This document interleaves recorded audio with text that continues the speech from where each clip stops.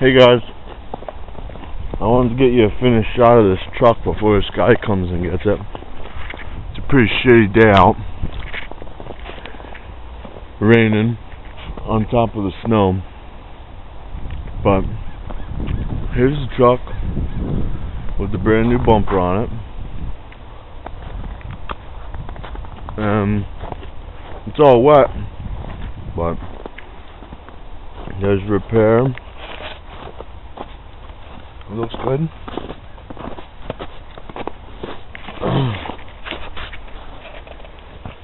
Back up here. Yeah, looks good.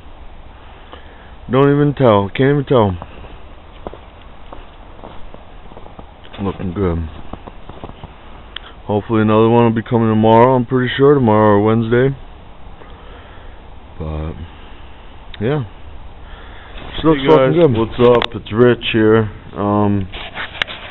We're getting some inquiries about rolling on some primer. Yeah, I'll try to show you what I use here. I got these are called One Choice. I don't know. They're made by PPG. These are a light build foam roller. You don't have to get PPG rollers. You can go to Lowe's or Home Depot or Walmart. They have foam rollers like this. They sell them 2-inch, 6-inch, maybe up to 8-inch at Lowe's or Home Depot. They have like a built-in plastic bearing at the back of them. And then you got to get a roller handle like this. I don't know if Lowe's will have one with the short end on it like that. They might, because they usually have a long end on them like that. But I just took mine and cut it down instead of buying a short one. I don't know. But that just slides on the end there.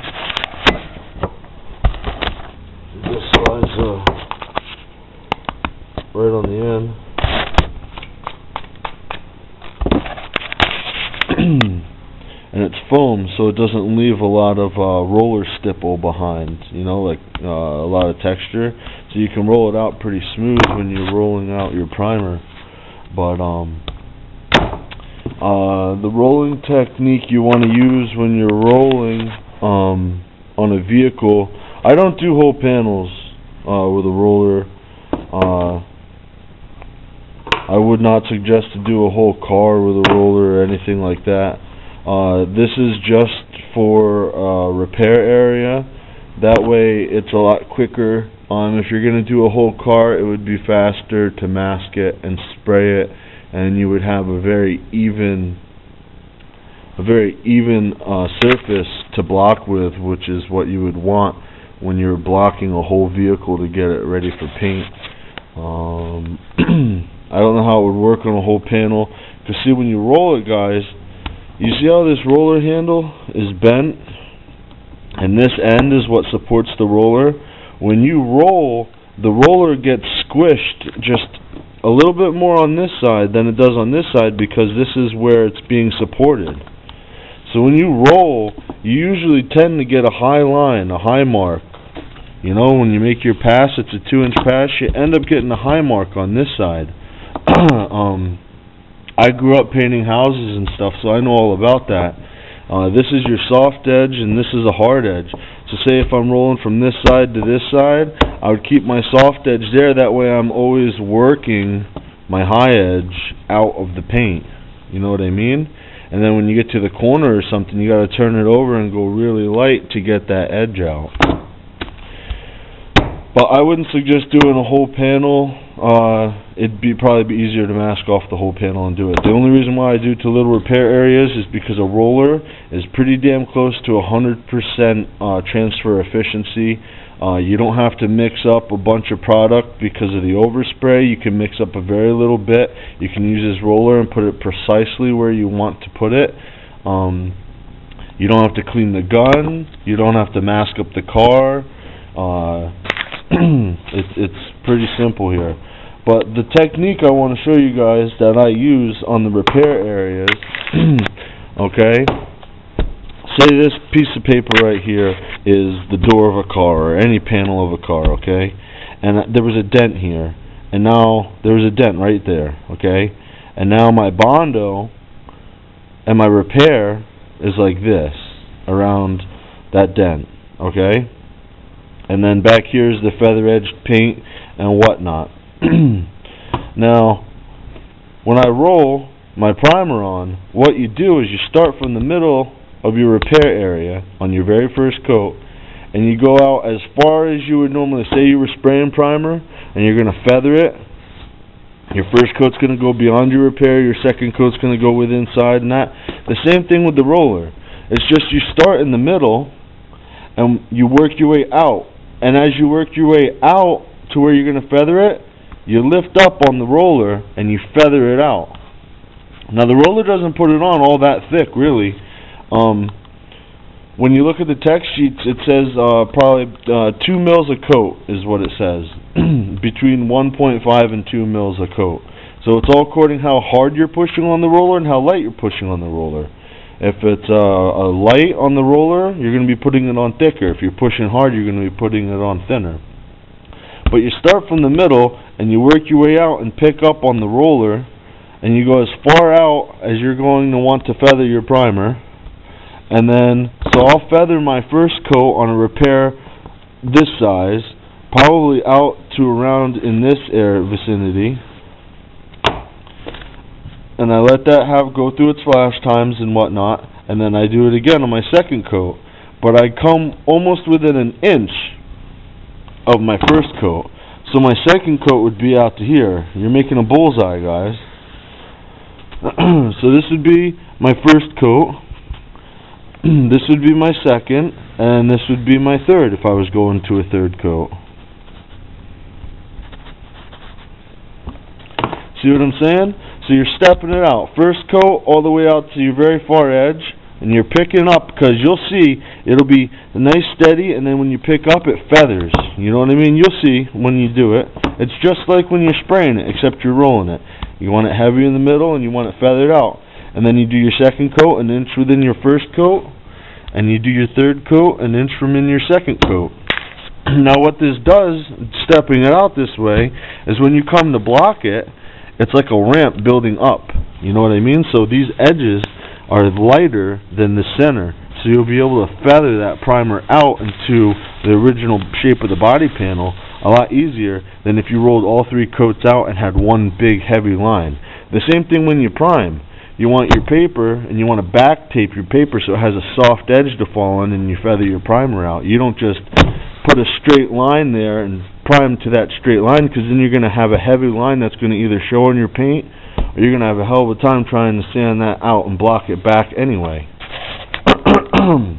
The other reason why the coats are done like this is because this first coat flashes, but it's not completely dry, but you can repaint it, or you can recoat it. So you put your second coat an inch away from your first, and so on, so each layer has an area where it can breathe and gas out. Otherwise, you could get some really funky things going on in your primer. It'll start shrinking up on you, or it might even start peeling or solvent popping, because none of the solvents got an area to where it could go out. They're getting trapped in there. But that's how I roll a repair area. I only do it on little spots or on a repair area, because I gotta block that area anyway.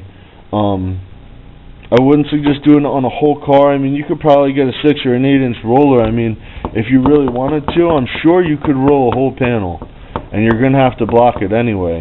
It's just I don't know, if you're going to prime a whole car, you just got to mask off the windows and take off all the trim, and you could do the whole car in one shot. I don't know, you could experiment with a roller. Why not? I mean, if you're going to sand it anyway, what the fuck? You could try it. Why not? I think it'll work pretty good on those sharks. You just got to watch and get in those crevices. You're going to have high spots and things. Yeah. You guys can give her a whirl. Lowe's has those rollers pretty cheap. I don't know how much those PPG ones were, but I'm pretty sure they were probably ridiculous. But yeah, you guys can try that out. You probably see what I do sometimes also. VW Darren on those sharks. if you got a couple of pinholes, you know what I mean? If you got a couple of pinholes like that, I'll take my roller and I'll dab it in the primer, and then I'll take my roller and I'll go like this over top of those pinholes, or I'll go like this and dab them really light and fill them up, and then you go really light, ever so lightly over top of them just to give them a little smoothness, and that usually fills in some pinholes too. I usually don't have that many pinholes, or if any, in my bodywork like that. But yeah, and I don't have one out here. The other thing I do is with these little rollers anyway, I use a old plastic takeout Chinese food container, and I just put my primer in there and use it like a rolling pin. But if you just dip this roller in the primer, the very end of it, because see how it has a soft edge on it, you just dab it a little bit on your pinholes there, and then just ever so lightly smooth it over. I mean, you could get a nice thick ass coat out of a roller if you just gotta load your roller up and go really light, just to where it's barely touching the surface. But I generally roll 3 really light coats. My first coat you can see through, my second coat covers, and my third coat fills. So yeah, that's how I do it. Anyway, I'm getting that Chrysler 300M today, this afternoon, late afternoon, and I got some repairs to do on that, and I will be rolling that either tonight or tomorrow. So I'll do another video on rolling, hands-on video right on the vehicle.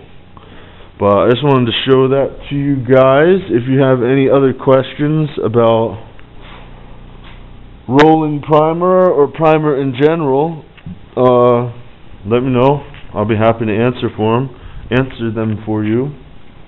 I was thinking though, VW Darren there on that shark with the primer using that Easy Sand Easy Sand. When Slow SRT sprays that shit, he's using a 3.0 tip gun, and he's just hammering the fucking shit out of the panel.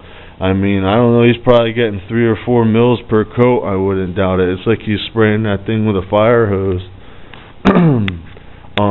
I'm pretty sure that product can be sprayed real thick, so you could probably put 4 or 5 really thick wet coats on that. I don't know. I've never used it before. I'm just saying, when I watched him, he showed his 3.0 tip. That thing looked like a fire hose, really.